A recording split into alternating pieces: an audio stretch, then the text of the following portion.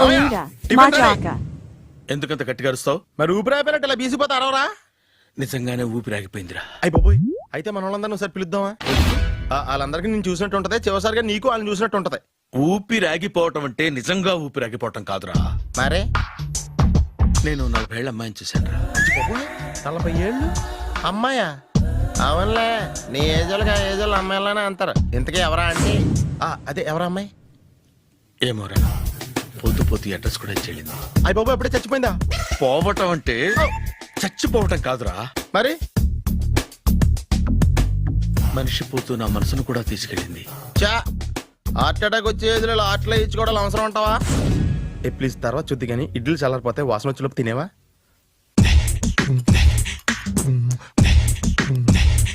అబ్బా, ఇడ్లీలు ఏంటరా ఇంత తెల్లగా ఉన్నాయి? నేనే తెల్లగా ఉంటానే లైట్ గా బట్టలు సోడా వేసాను.